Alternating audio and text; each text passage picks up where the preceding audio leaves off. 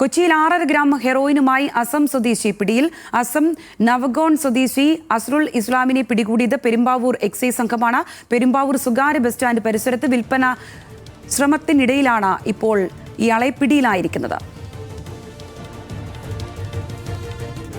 സഖിൻ ആന്റണിയുണ്ട് വിശദാംശങ്ങളുമായി. സഖിൻ, എപ്പോഴാണ് ഇയാൾ പിടിയിലാകുന്നത്? ഇയാളുടെ പശ്ചാത്തലം എത്തരത്തിലാണ്? വിവരങ്ങൾ. സംഗീത, ഇന്ന് ഉച്ചയോടുകൂടിയാണ് ഇത്തരത്തിൽ ഇയാൾ പിടിയിലാകുന്നത്. അതായത് എക്സൈസ് നടത്തിയ പരിശോധനയിൽ ഇയാൾ പിടിയിലാകുകയായിരുന്നു. 6 കിലോ 500 ഗ്രാം ഹെറോയിനാണ് ഇയാളിൽ നിന്ന് പിടിച്ചെടുത്തത്. ഓരോ ഡപ്പികളിലായിട്ടായിരുന്നു ഈ ഹെറോയിൻ ഇയാൾ വിൽപ്പന നടത്തിയിരുന്നതും. 850 രൂപയായിരുന്നു ഒരു കുപ്പി അല്ലെങ്കിൽ ഒരു ഡപ്പി ഹെറോയിന്റെ വില.